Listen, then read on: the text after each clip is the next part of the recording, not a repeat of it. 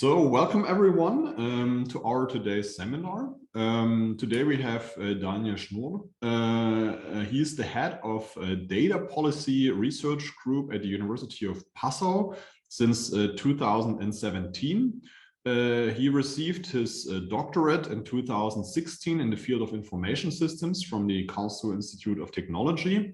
There he also received his bachelor degree and his master degree in information management. And he has also been abroad quite a while. So he has been to the John Mawson School of Business at the Concordia University in Canada. He had been at Singapore Management University, and his research mostly deals with economic and strategic implications of digitalization. So he's really, I would say, an ideal speaker for our Diginomics research group. He has also published very well, among others, recently in management science. And before that, he published an article at the MIT Sloan Management Review. And he coordinates the Digital Society, Culture and Policy Working Group at the Center for Digitalization in Bavaria. And today he will talk about data donations for digital contact tracing, short and long-term effects of monetary incentives. And I think this is a very timely topic, and we are very much looking forward to your presentation. And without further ado, the floor is yours. Yeah, thank you. So welcome, everyone. Thank you for the invitation. So it's a great pleasure to be here. And as Lars already said, I think this is really a nice format, which I'm looking forward to. And there would have probably been several of my research projects that could have fit this seminar setting. So I decided to present to you this study on data donations for digital contact tracing, because I saw that you also had a talk beforehand by Lars on data donations.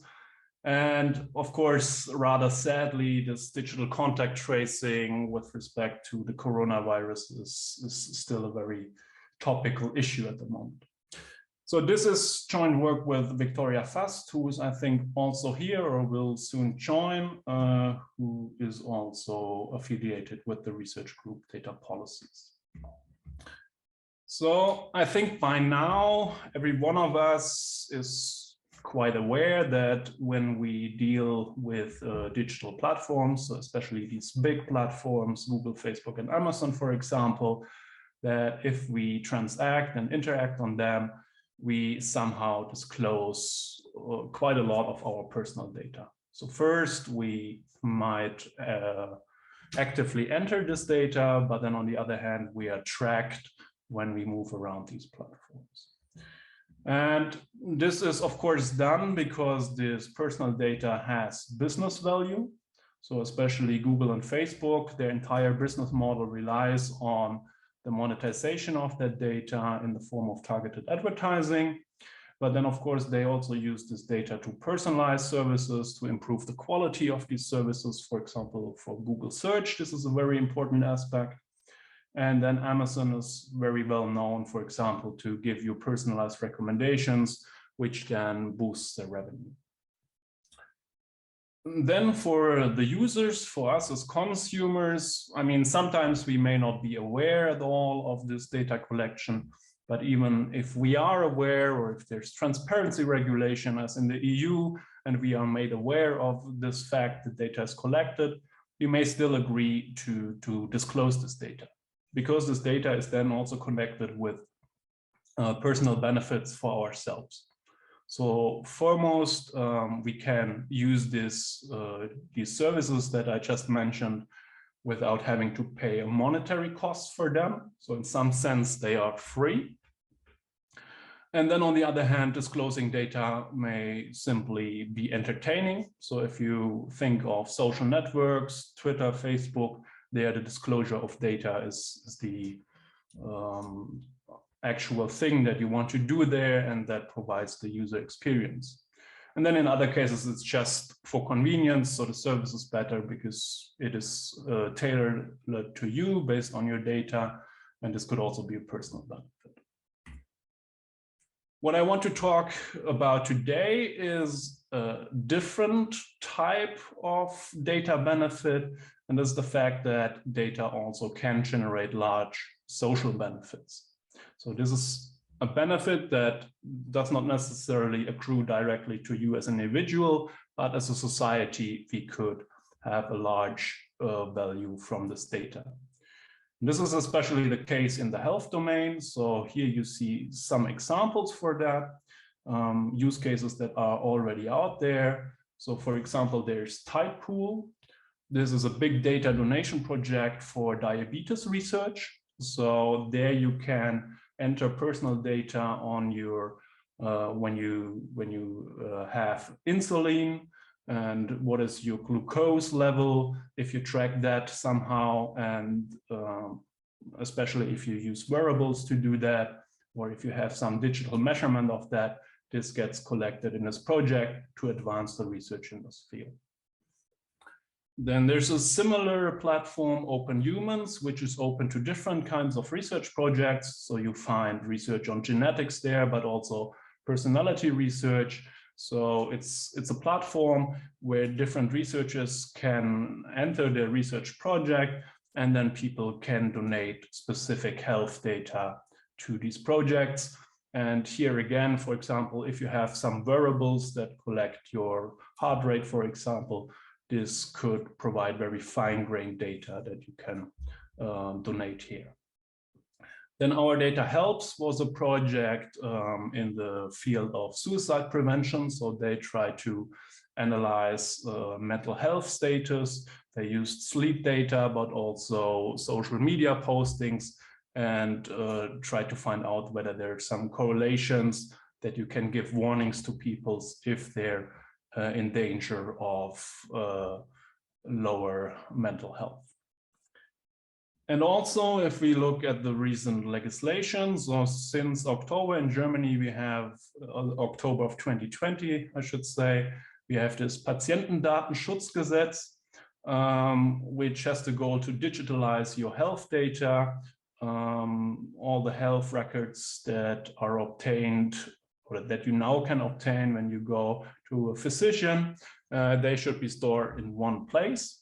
And one option that is also designated in this law is that you as an individual should have the option to be able to donate this data for research projects. This is not only recognized on a national level, but on the European level, we have currently the proposal of a Data Governance Act. In fact, I think yesterday there was an agreement between the European Parliament and the European Council, so that this proposal will now go into law. And in this Data Governance Act, among other measures, we have legislation on data altruism, which is kind of another word for these data donations. So the European Commission defines that as data voluntarily made available by individuals or companies for the common good. And here we have some rules that should establish more trust for the individuals that they can actually give away and are willing to give away their data.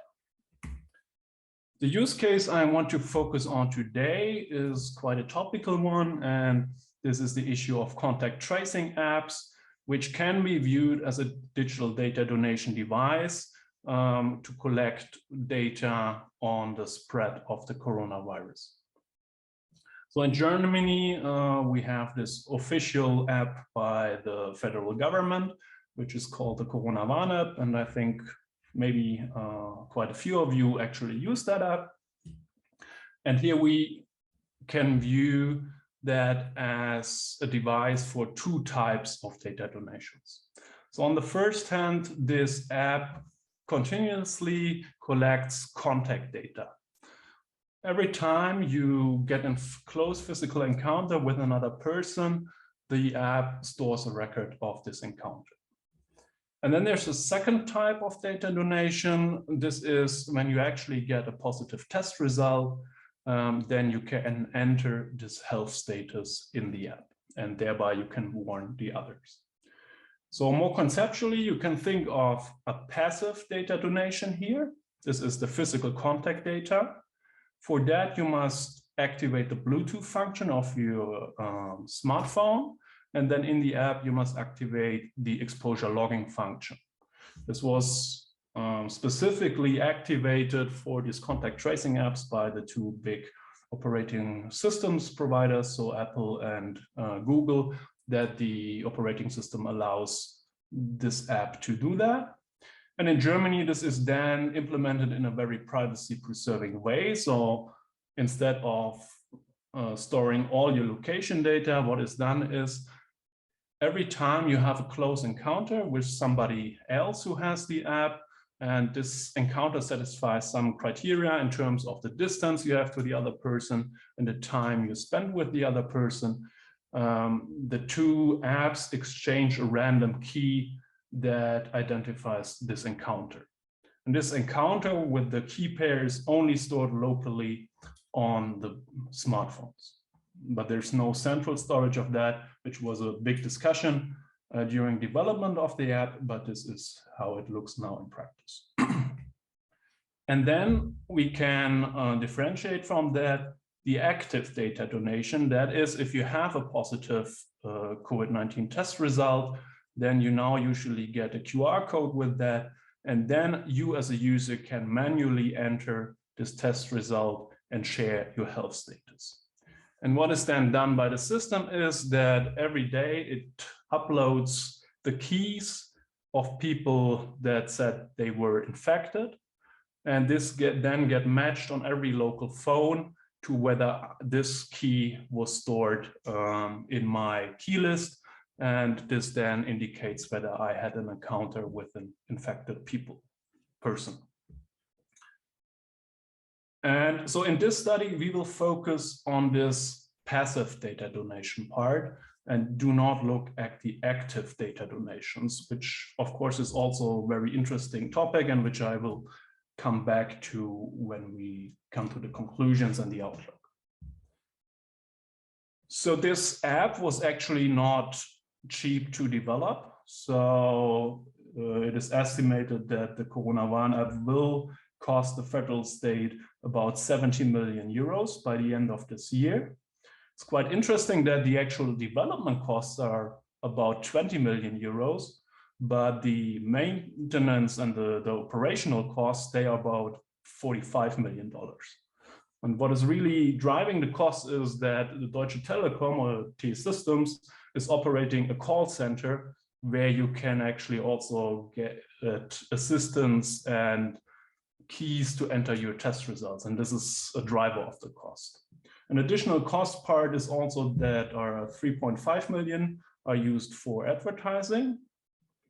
But still, I think the focus was mainly on getting it right, how this app works, and not so much was thought about the actual adoption. There were some exceptions. So for example, already in 2020, in April, there was one politician who proposed that we may introduce tax boni for the Corona app users to provide them extrinsic incentives, monetary incentives to actually use that app. Why is that important? Of course, the social benefit that we can get from this contact tracing and the data donations of these physical contact data, these benefits grow exponentially in the number of users. And it only makes sense, or we only get this social value if we really have widespread participation. And you see that if you have met the advertising campaign of the Corona Warn app, which often tells you that we really need you and all of us to provide this common good. And there have been scientific studies, simulation studies especially, which have estimated, okay, when could we maybe even stop the spread of the coronavirus pandemic? How many users do we need? And so one estimate is about 60% or 56% by this study of Hinch et al. However, if we then look at the actual adoption numbers, so with one exception, so here you see adoption curves for different countries like Germany, Italy, Netherlands, Canada, Switzerland, and Spain. They are all here. They are quite successful in the first phase, but then they seem to level off around, at best, 35 to 40%, which is the case now in Germany in terms of download numbers. Some are even lower here. There's one exception, that is Singapore, but this also has a reason, because Singapore basically made the app mandatory for many daily activities that you want to do. So all the countries that relied on this voluntary adoption, they didn't achieve this number that is desirable. Of course, even more would be more desirable, but even that number has not been achieved yet. And this, of course, has something also to do with that we have this large social value, but the personal benefits are rather limited. So if I am the only user, of course, I don't have any value. And even if many of other people use them, in many cases, this won't benefit me directly, but the social value is much greater. So this is basically the motivation for the study, where we ask, okay, can we and how can we incentivize these data donations and the adoption of contact tracing apps? And from an economic point of view, there's a naive and very intuitive answer to that. Why not just pay people to adopt this app?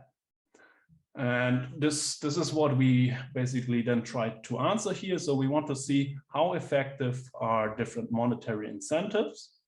But we do not only want to look at the installation at first, but we also want to look at short and long-term impact. Because if you're really interested in this value of the data donation, the installation of the app on itself doesn't help us very much. It is only helpful if people continue to use that. So what I want to show you here are the results of an online experiment that we did with university students at the University of Passau. And we had a between subject treatment design, and we have 4 treatments. And the baseline, I think, is intuitive. So we have a no compensation baseline treatment, which I will abbreviate with NC in the following. There is no additional incentive, and therefore the subjects only get information on the Corona Warn app, and then they can decide whether they want to install and use the app or not. We will then have 2 monetary incentives, and there we test different mechanisms. So the first mechanism is immediate monetary compensation for the app installation. So we will offer the subjects in our study 10 euros if they actually install the Corona Warn app, and they will get paid this 10 euros immediately after they can verify the installation. In a second monetary compensation treatment, which we call MU because it's for app usage, there the subjects obtain a deferred payment. So they have to install the app now, but they only will get this incentive of 10 euros if they can verify after 14 days that they actually have installed and activated all the necessary function for this passive data donation, for the collection of the physical contact data. If they can verify that, then they will be paid out to get this 10 euros. And then we will have a 4th treatment that is abbreviated CH for choice, where in addition to the monetary compensation, the subjects have the option. So instead of taking the monetary compensation for myself, I can also donate that monetary amount to a charity of my choice. So we offered UNICEF and Médecins Sans Frontières. And this is the same design as in the MI treatment, with the only difference being this choice. Why is that? I come back to that in more detail in 2 slides, I think. But here the intuition already is, so one caveat of this monetary incentive and one danger could be is that there's some crowding out of intrinsic motives. So in fact, I talked to an economist who published an article where he called for such additional incentives for the contact tracing app. And he got very strong backlash from experimental economists, behavioral economists, because they were very concerned that if we pay out these extrinsic incentives, people lose the intrinsic motivation to engage in such pro-social behavior. And this is what we want to remove with this optional choice to see whether this has an effect compared to the MI treatment. And then finally, I want to also show you some additional results. So we did one additional treatment where we did not incentivize and did not verify the subjects. So in all of these treatments, as I said, we verified the actual decisions that people did. And we then repeated this NC treatment without compensation and only asked for intentions. So we conducted a hypothetical scenario without verification. And so we want to get some methodological insight how this compared to the results of the actual outcomes, because many studies in this field actually are based on hypothetical research settings. So there's quite a lot of literature and different literature strands that are related to the study. And I won't go through all of them in detail. I can post the link to the working paper later. So if you are interested, there we have a more thorough literature review. Of course, there's now a very rapidly emerging literature on these contact tracing apps and the adoption of them. So the main focus of this literature is usually on user concerns, also privacy concerns, and specific app design decisions and how they affect adoption. What has been already stated, and which I have implicitly mentioned already, is that there's a lack of individual incentives, which may represent an adoption barrier to get these contact tracing apps really running in a widespread adoption. So then we have a whole literature strand on pro-social behavior. Of course, in general, this is very broad, but more recently then also more specific pro-social behavior, digital context, and data donations. And so we have quite a few different motives why people engage in pro-social behavior, and this has been investigated in different settings, of course. We see more and more this digital context, so especially then where use cases that I presented before, where you can donate data via some app or some digital platform. And Lars has worked with Kirsten Hillebrand, for example, on this, and also Rockenbach and colleagues have worked on when are people actually willing to do that, what is their value for their data. And also in this experimental study by Rockenbach et al., they showed that there's an under contribution of this data if the social value dominates. And there's also more ethical considerations and acceptance questions. This is the literature that you see here otherwise. And then, of course, very important for us is the whole literature strand on incentives in the context of pro-social behavior and the types of motivation that we see there.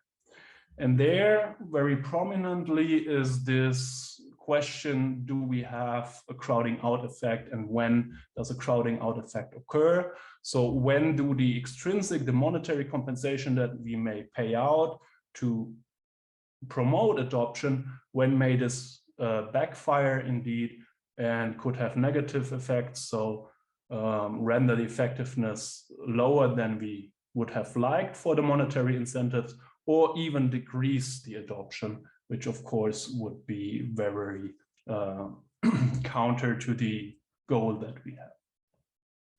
And I will go into more detail in the next slide on some theoretical explanations what can drive these incentives and when do we would expect crowding out. And then most closely related to our study are two studies that also had the same idea as we did, to pay out or to investigate monetary incentives for the app adoption of these contact tracing apps. So there's one study by Frimpong and Helleringer, which is done in a hypothetical setting. And then we have a study by Munzert et al., which also really pay out this monetary amount and also verify decisions.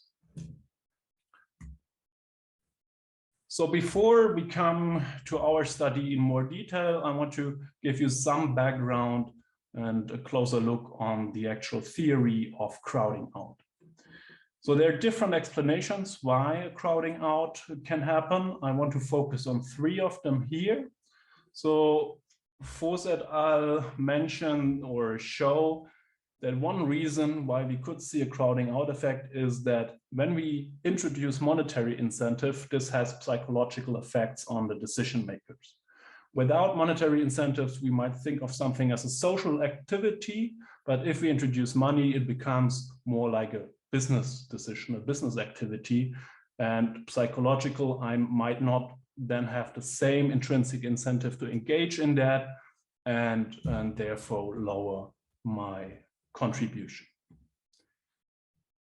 Then Benabou and Tirol is a theoretical paper, a game theory paper that investigates in-depth pro-social behavior that is motivated by image concerns. And this can have two types. So you might be altruistic or pro-socially because you want to signal to your peers and to your social surrounding that you're a good type, that you're a pro-social type, and therefore you undertake some actions. This does not necessarily need to be for a social signal, but this could also be in terms of a self-image. So you want to prove to yourself, I'm a good type, I'm a pro-social type, and therefore I undertake some actions. And so these could be two other intrinsic motivations that could be crowded out by monetary incentives. And the contribution by Benabou and Tirol is now that they show that different motives for pro-social behavior could imply very opposite effects. So these image concerns could be due to two reasons. So one reason could be that you really want to stand out from the general others that you see. So this is what is called heroism here. So you really want to take action to signal you are a very special pro-social person. So if you think people who go to the Mediterranean Sea to rescue refugees, these are very exceptional people and is not very resembling of the average that we do. So this could be one reason to why we engage in pro-social behavior in terms of self-image or social signaling. But then there could also be the other motive of rather avoidance of stigma. So other pro-social behavior we may undertake because we want to distinguish ourselves from very extreme anti-social outliers. So we undertake something that we do not stand out in terms of a negative thing. So you could think of that, for example, with respect to vaccines. Some people may vaccinate themselves simply because they do not want to be seen as a social outlier in terms of a negative pro-social motivation. And what Benabou and Tirol now show is that for heroism, extrinsic and intrinsic motives represent strategic substitutes, and in this case, we would expect a crowding out effect. However, in the case of avoidance of stigma as the primary motive, the extrinsic and intrinsic motives represent strategic complements, and then we would expect the opposite, namely a crowding in effect. So money should even lead to better outcomes. And there is now one empirical paper in the context of blood donations, which finds a significant crowding out effect of monetary compensation, especially for women. And what they do in the experimental design, they implement the same choice I showed you before. So we followed them in their experimental design, that you have one treatment where you have the monetary incentives, and then you have an additional treatment where you have the choice between this monetary incentive for yourself, or you could donate the same monetary amount to a charity, and this could preserve the positive self-image and therefore avoid the crowding out. And what they show is that in the purely monetary incentive, they have the significant crowding out for women especially. So people stop donating their blood if they really get this monetary incentive.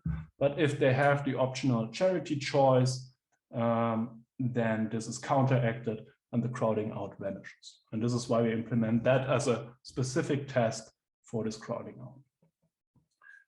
So before the experiment, we do not assume any specific type of crowding out, although I would argue this self-image concern is probably the strongest if we think of these contact tracing maps. Okay, so let us come to our experiment. And here are listed the effectiveness measures that we will use to evaluate the success of our incentives. And in terms of that, we also formulate our hypothesis. So on the one hand, we will look at the installation rate. This is the number of installations that we see divided by the number of subjects in a treatment. Then we have the retention rate. This is how many users do we see after a specified period of time out of all the people who installed the app. And then we have the usage rate, which is basically the measure we are most interested in. This is how many users do we actually end up seeing out of all subjects that participated in a specific treatment. So in terms of monetary incentives, we first follow this intuition and economic rationale that money should help somewhat, so that both monetary treatments, MI and MU, will increase installation rates over no compensation, and this will also hold then for usage rate after some time. When we compare the two mechanisms, especially with respect to the timing of the incentives, it's quite intuitive that if we pay you immediately after the installation, this should be more effective than telling you, okay, you get your money in 14 days. So this immediate incentive should lead to a higher immediate action, and therefore we expect more installations for the MI treatment than for the MU treatment. Conversely, then on the other hand, this is monetary for usage treatment can be seen as a commitment device, right? So I only get my money if I really use the app in 14 days. Or if I have continually used the app throughout these 14 days. And therefore, we would expect that more people that newly installed the app, that they will continue to use the app, and therefore we expect a higher retention rate for the MU treatment than for the MI treatment. And so for the usage rate, this is now simply the product. So if you multiply the installation rate with the retention rate, you get the usage rate. You can now argue for both directions. So depending on whether the first effect is stronger or the second, we will see here the final effect on the usage rate. In the paper, we argue for this commitment effect of this bonus payment to be stronger than the immediate uptake incentive, but it could also be the other way around. This is why we do the experiment. And then with respect to the crowding out that I motivated, we have this choice treatment. And if there is a crowding out, which we could hypothesize based on the blood donation literature, then we would expect this choice treatment to improve installation outcomes and usage outcomes over the MI treatment. So those are our hypotheses and the main evaluation measures. So let us come to the experimental design and how does a session look like. So we conducted an online experiment with students of the university. We recruited them in sessions, and this was then done via Zoom and Lime survey. So the subjects registered first, then they received the instructions and a basic app description. Then they had to make the installation decision. This is the stage where we also manipulated the incentives, so where we had the different treatments that I showed you. After they made the installation, everyone answered a questionnaire with different constructs. And then we had the people who decided not to install the app. For those, the experiment ended. For everyone else, we provided them with instructions to install the app and then verify the installation by letting them activate their camera and showing us as the experimenter the install Corona Warn app with their token that they received in the experiment. What we then did is we invited everyone who had already installed the app or newly installed the app, invited them for a follow-up 14 days later. Here in the MU treatment, we also verified usage and paid them the monetary amount if they could verify their usage. But we also looked at the usage outcomes of all the other treatments, of course, to then make the eventual comparisons. And then what we also did is 8 months later, as a surprise follow-up, we again invited them and then looked at long-term usage. This could be done by them by uploading a screenshot of the app again with the experimental token. Anja, just a clarification question. How did you know that they didn't or that they hadn't installed the app beforehand when you recruited them? Yeah. So when we invited them, we didn't mention the term of the Corona tracing apps because we didn't want to have any self-selection. So what we decided for is to treat people who had the installation is exactly like new installers, but we asked them whether they had that or not. And what we will do later is we will exclude the pre-installers out of the sample for the main analysis. And then we have some additional analysis for the pre-installers, because it's quite interesting what kind of intrinsic incentives drives their adoption. So we didn't want to screen out the people with a pre-installation, which would be the less costly option. But then, of course, we would have had the problem that they might lie to us because they want to get the monetary incentive. And so we treated them equally, but we asked them whether they had installed it beforehand or not. And you will see that in the samples, how this reduces the sample. More final information here for the session protocol. So they could receive in some treatments this extra bonus of 10 euros. For the participation in this basic experiment, everyone received 12 euros. And then for participation in each follow-up, irrespective of your usage or long-term usage, you could additionally earn 4 euros respectively.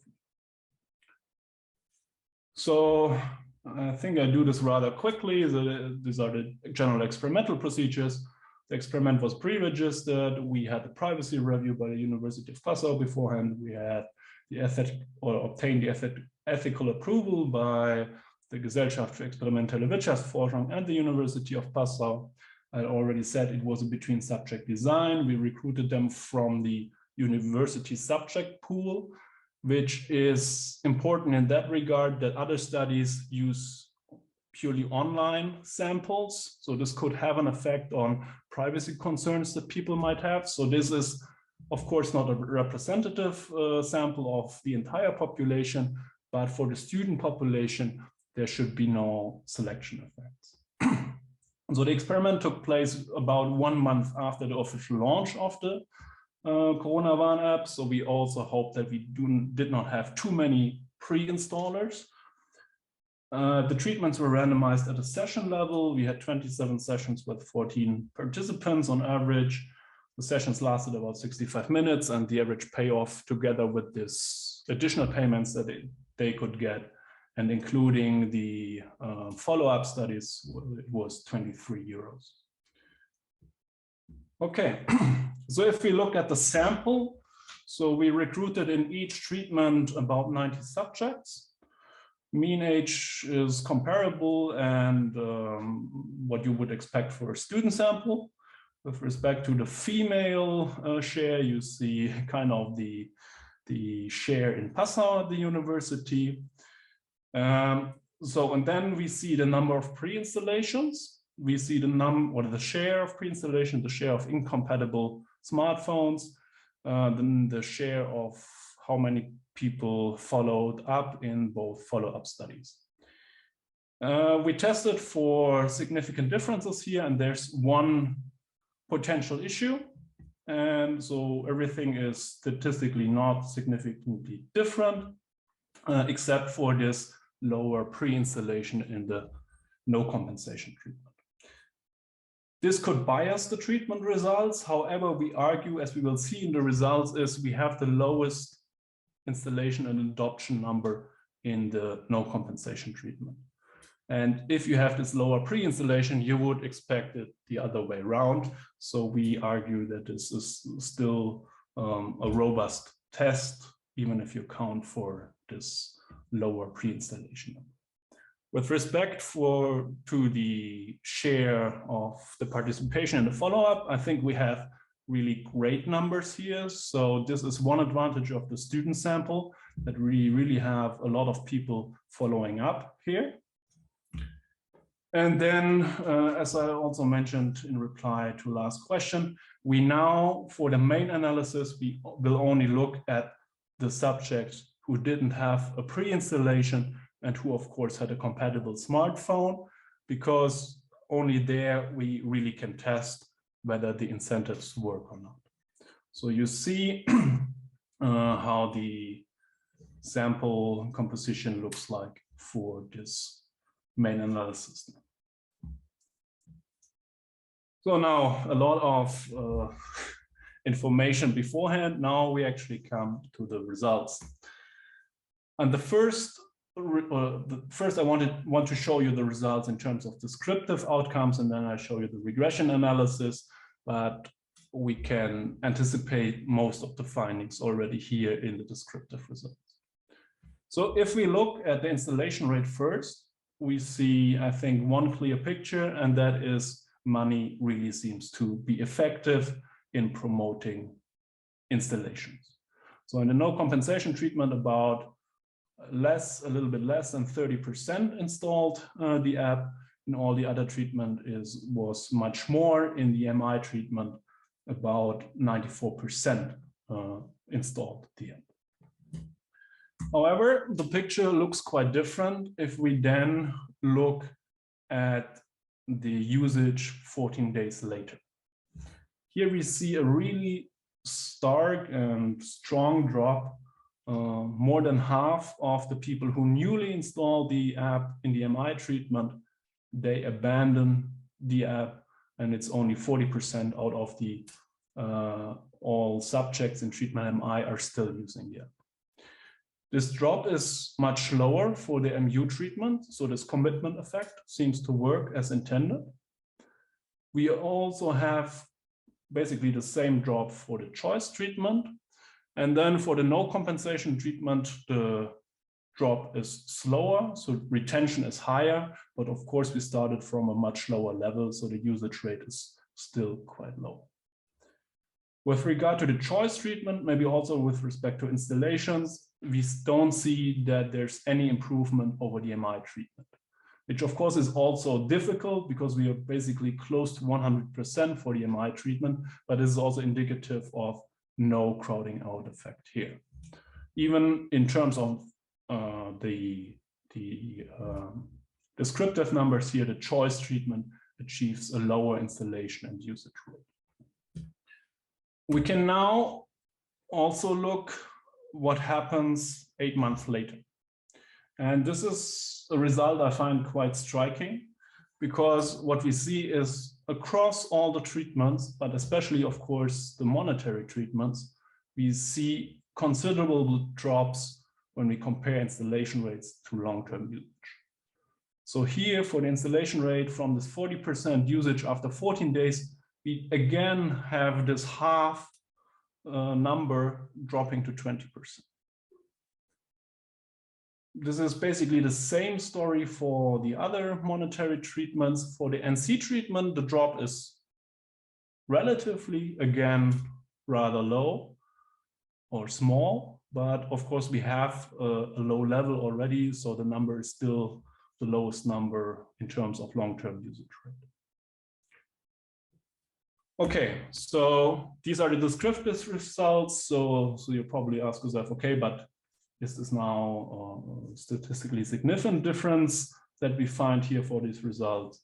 And we analyze that based on linear regressions. You could also just do simple pairwise t-tests or chi-quadrat tests. The results hold qualitatively are basically the same.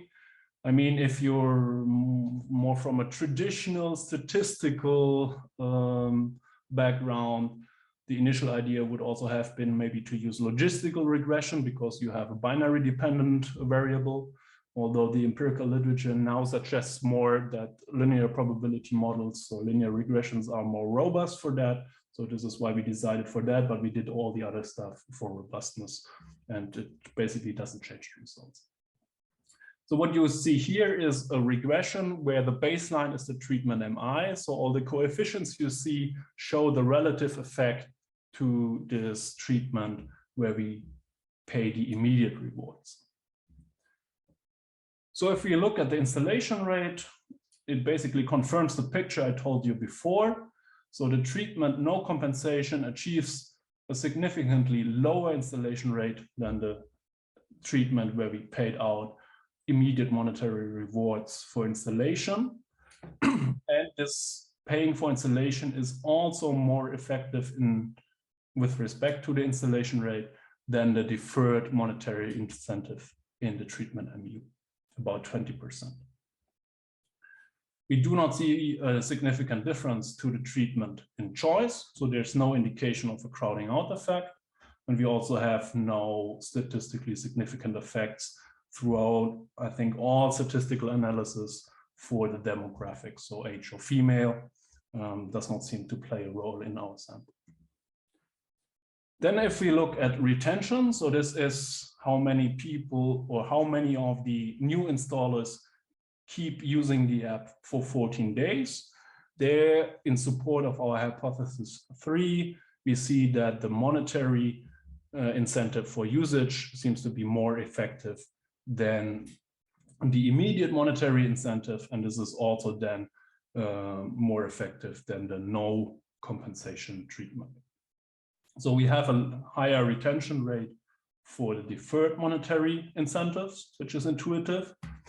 And now with usage, I mean, one important result is that in the short term, so the 14 days, usage is actually about 20% higher in the MI treatment than in the no compensation treatment. So for short-term usage, money is still effective in increasing the outcomes. We do not see a significant effect between the two mechanisms that we compared, so the MI and MU treatment. So there's an indication that the MU treatment works better, but that's not statistically significant in terms of the difference. So we cannot make a judgment on that. Also, with respect to choice for the usage outcome, again, we do not see any difference.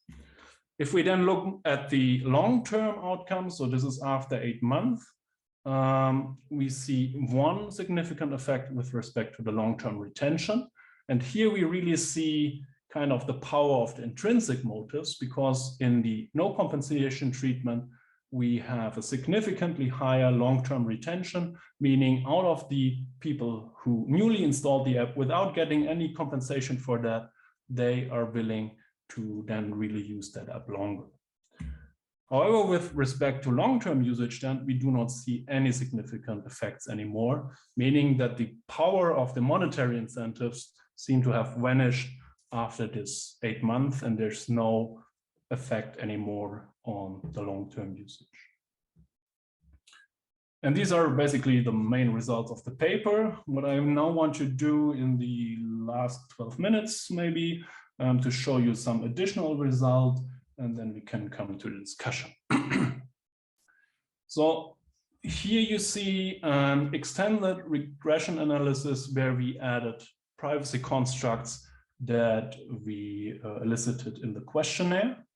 So I have told you that quite a few related studies have looked more to depth in these privacy constructs and have emphasized that privacy plays an important role for app adoption.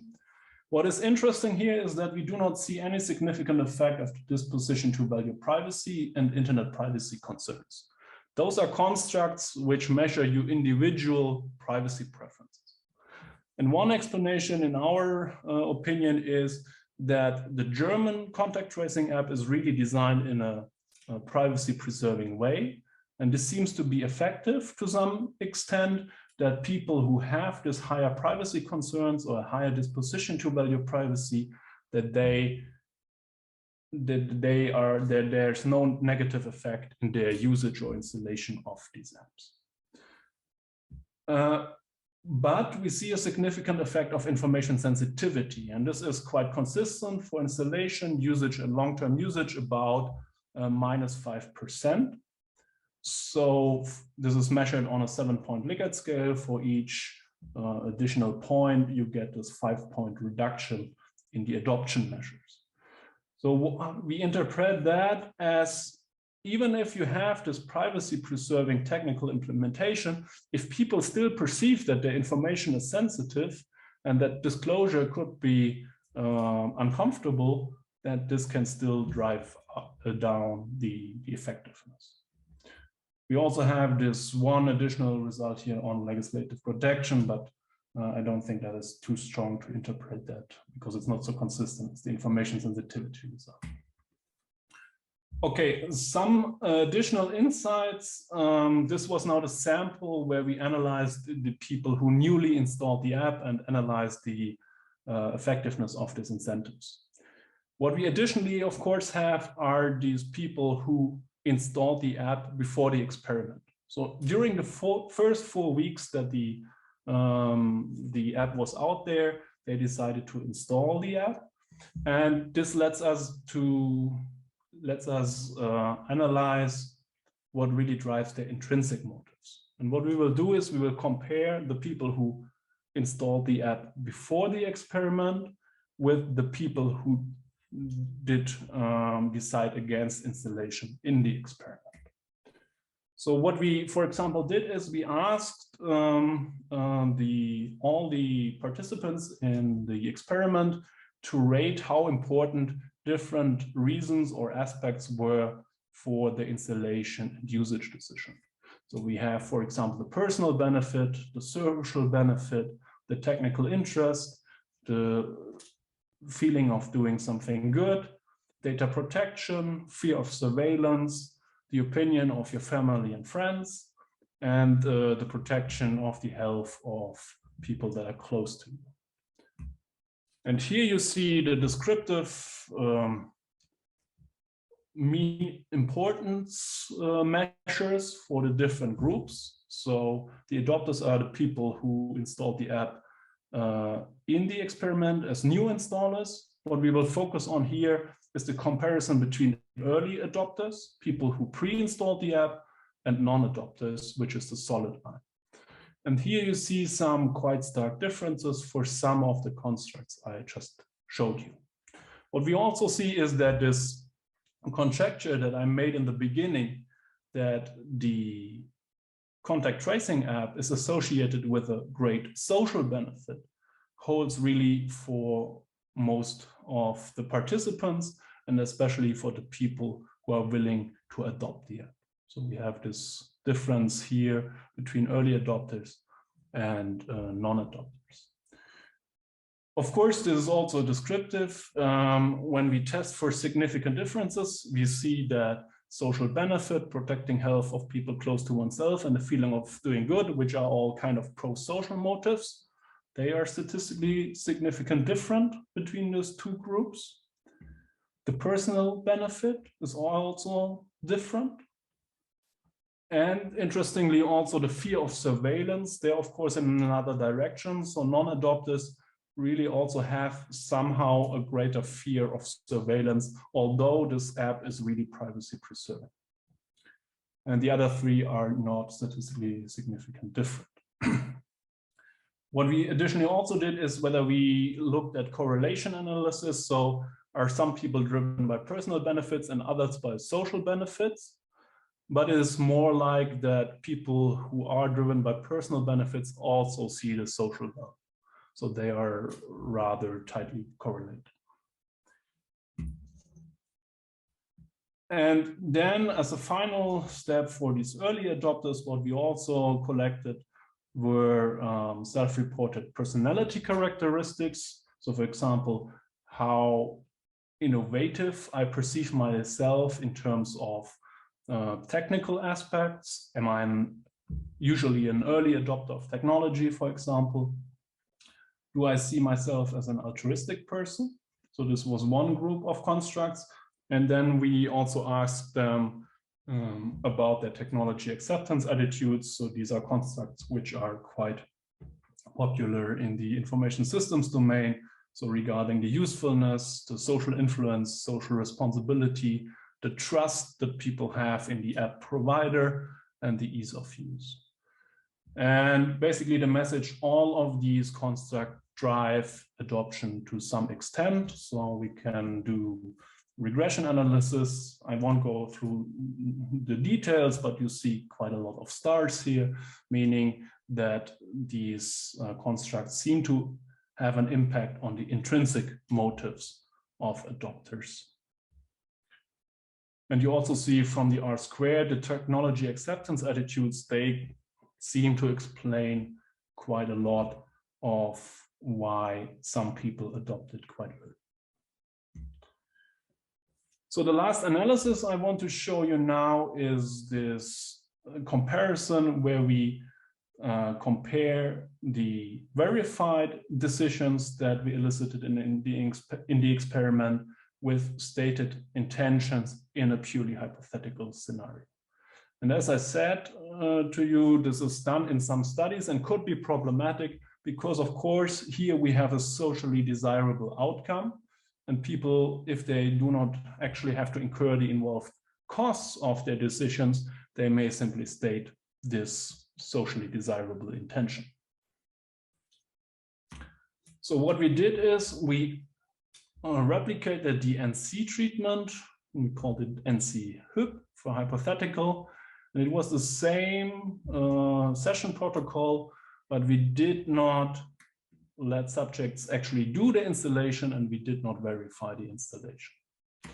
So the sample that we then here had for this treatment is basically comparable in mean age and female. We again have this lower number for pre-installations in the NC treatment. So what we do for the final analysis here is we compare two installation rates, one where we exclude the pre-installations again, and one where we include them. Irrespective of the installation rate measure that you use, you see quite strong results here. So in gray, we have the outcome with respect to the installation rate in the original no compensation treatment. But if we simply ask people what they would do if we do not verify that action, we see quite a strong increase. So more than half of the people state that they would actually install the app, but when we let them do that, we only see that for this 28%. And this is the same if you include the pre-installation, the effect is qualitatively the same. You can of course test that, but alone from the numbers, you see basically that this is significantly different. So with that, I come to the discussion and conclusions, and I will speed up that a little bit, especially with respect to discussion. Maybe we can talk about that later. So one clear message here is that monetary incentives are indeed effective in the short run. So with respect to the installation decision and the usage decision 14 days later, we have this key trade-off between upfront payments and ex-post boni. And therefore, we suggest that we may just combine these mechanisms and benefit from both of them. We do not see any evidence of a short-term crowding out of intrinsic motives. And we think that this is very much in line with the theory I presented to you earlier, because if you think what is the primary motive of installing the contact tracing app in terms of a social image or a self-image, it's probably rather avoiding some social stigma rather than really standing out and displaying exceptional behavior, which could be much more argued with respect to blood donations, right? So blood donations are fewer and it's more exceptional if you do them, and this could explain the difference in the crowding out findings that we have between these two contexts. And then, of course, the other main big result is that the effectiveness of the monetary incentive vanishes in the long run. The main reasons that were stated was the necessity to activate Bluetooth and also seeing little to no benefit of the app. It's interesting because actually deinstallation and deactivation requires a deliberate decision of users. So I would have expected just from inertia, we would see more people continue using the app, but people seem to really actively decide that they want to stop using that. It's also interesting that we see in this no compensation treatment where we have the longer retention rate, there we also see a higher self-reported altruism of these people. And this makes sense, right? So in the beginning, we pay people to get more people in who install the app. And so, of course, we get more people who are less altruistic. But then this turns out to be a problem in the long run because these people are not that intrinsically motivated by definition. And this is one issue for contact tracing apps where we rely on the data quantity.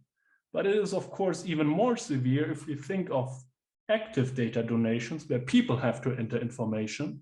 And if we have less intrinsically motivated people there, then this could really impair the data quality that we have. So people could just enter some rubbish data, and this, of course, then undermines the effectiveness. It also points to the fact that these estimates of the contact tracing app installations that we have seen in the beginning, which are always measured based on downloads, they may even overestimate the actual usage because people may download them once and then deinstall again. We also see that the privacy by design seems to be effective in mitigating these general privacy concerns, but we still have this barrier to adoption for people who perceive the data as being associated with high information sensitivity. And we also have this finding that we see a higher fear of surveillance for the people who do not adopt the app. And then, of course, this additional treatment points to some important methodological implications, how we actually measure adoption. So one point is, of course, that we should complement hypothetical research with these actual outcome research. But we also should think of whether we should not only analyze the installation decision, but also think about the long-term usage. I think this is very much in line with some recent editorials and calls for research, which have emphasized these behavioral outcomes, especially in the information systems domain, but also here in the marketing domain, and then most particularly for privacy research. So with that, I conclude. I won't repeat the main findings. Of course, there are also limitations. Obvious limitation is the representativeness of the sample, although we also have some arguments why the student sample is a good sample. We ourselves did not vary the monetary amount. And of course, it would be interesting to look at composite incentive mechanisms. We have focused on this passive data donations part and not on the active donations of infection data, which could especially be interesting now where we have a lot more infection than we had at that time of the year in 2020. And then, of course, I think this whole topic of data donation, data altruism provides very interesting research avenues. So I mentioned the data quality of active data donations. One could then go also away from this purely monetary incentives and think about the framing, nudging, technical design to promote these pro-social data donations. And then, of course, we could also think more about the institutional design how we can facilitate this data altruism and then still maximize the social value, because we have tensions here between privacy and use. So maximum adoption with very high privacy protection could still limit the use, but if we then allow for more use, this could turn away people who are actually willing to donate data. And I think this is a very interesting trade-off to look into further. So with that, thank you very much for your attention. I hope I'm still in time somewhat, and I'm looking forward to your questions.